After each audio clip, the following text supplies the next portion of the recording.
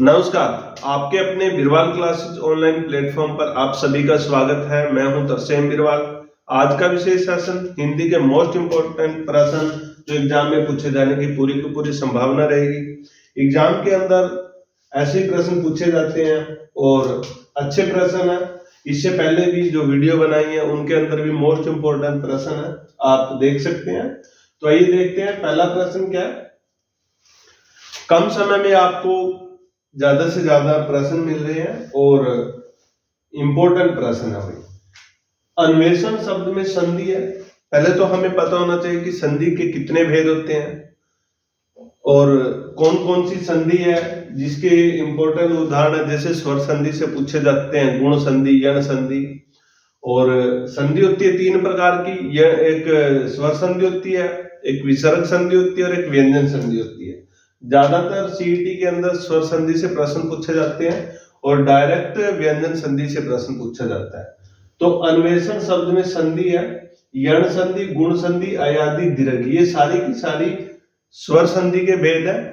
और स्वर संधि के भेद में से एक ये अन्वेषण शब्द पूछा गया कि ये कौन सी संधि का उदाहरण है।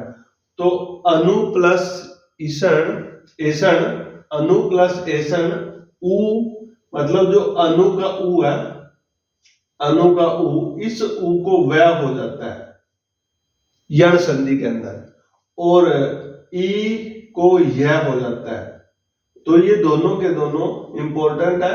जहां भी आपको आद्याक्षर और व्य दिखे, आद्याक्षर और यह दिखे, तो वहां पर आप यण संधि कर सकते हो। तो ये यण संधि का उदाहरण है। उसके बाद है प्रश्न नंबर 2, सम प्लस हार का सही रूप होगा। ये डायरेक्ट प्रश्न पूछा जाता है, ये भी संधि का उदाहरण है। तो ये संहार होगा, संहार, संहार नहीं होगा, समाहार नहीं होगा। तो ये अनुस्वार हो जाता है मैं को। उसके बाद है क्वेश्चन नंबर 3, अण्य रोदन मुहावरे का शाब्दिक अर्थ है। अण्य रोदन मुहावरे का शाब्दिक अर्थ है। आपसे ऐसे ही मुहावरे का प्रश्न पूछा जाएगा। असंभव कार्य, व्यर्थ का विलाप, परवाह न करना, अहंकार दिखाना। तो इसका उत्तर होगा कि व्यर्थ का विलाप करना। अण्य रोदन का, रोदन मतलब होता है रोना, व्यर्थ का विलाप करना। उसके बाद प्रश्न नंबर 4 है, लता शब्द का बहुवचन होगा। लते, लताएं, लताएं, लतिये। इसमें और इसमें बच्चा फंसेगा, तो इसका आंसर होगा लताएं। लताएं। खालिस्तान पीकर कोयले अपने खालिस्तान में जाकर बैठ गई। नीर, नीर, नीर होता है जल, जल पीकर जल में नहीं बैठेगी, गलत है। नीड़ पीकर, नीड़, नीड़ घोंसला होता है, ये भी गलत है। नीर, नीर पीकर कोयले अपने नीड़ में, नीड़ यानी कि घोंसले में जाकर बैठ गई। तो इसका ये आंसर होगा। अगला भी नहीं होगा, नीड़, नीर।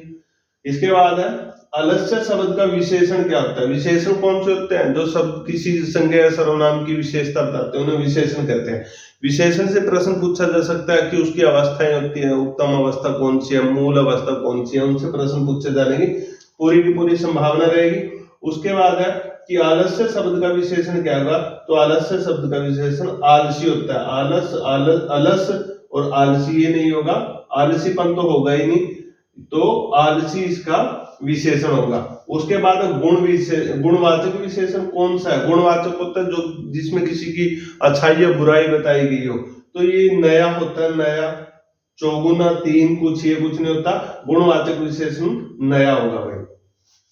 हलाहल का विपरीतार्थक शब्द चुनिए। इंपॉर्टेंट प्रश्न सारे ऐसे शब्द आपसे पूछे जाते हैं जो हमें कभी पढ़े ना हो। तो हलाहल का विपरीतार्थक शब्द क्या होता है? विष, सुधा, प्रलय, दानव। तो इसका हलाहल का मतलब होता है विष, तो इसका विपरीतार्थक शब्द क्या होगा? विष। उसके बाद है मृगांक। मृगांक का पर्यायवाची नहीं है, ये नहीं को जरूर देखना है। तो मृगांक का पर्यायवाची नहीं है, कलाधर होता है। और द्विजराज भी होता है। मोदक प्रिय, मोदक प्रिय ये नहीं होगा भाई, मोदक प्रिय ये नहीं होगा।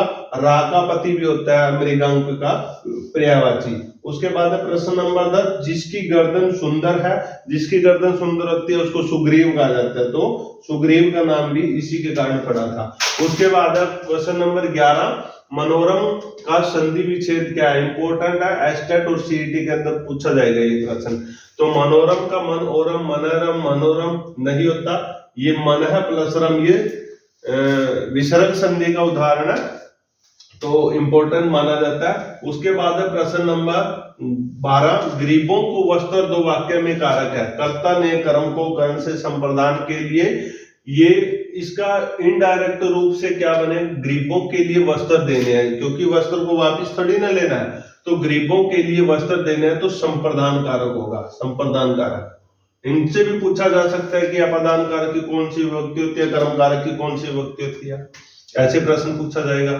तो ब्रह्म का विपरीतार्थक शब्द क्या है? ब्रह्म का विपरीतार्थ जीव, माया, जगत, अज्ञान, तो जीव होता है, ब्रह्म का विपरीतार्थक जीव होता है। क्वेश्चन नंबर 14, किस समास में पहला पद प्रधान होता है? पहला पद प्रधान तत्पुरुष अवयवी भाव समास में होता है।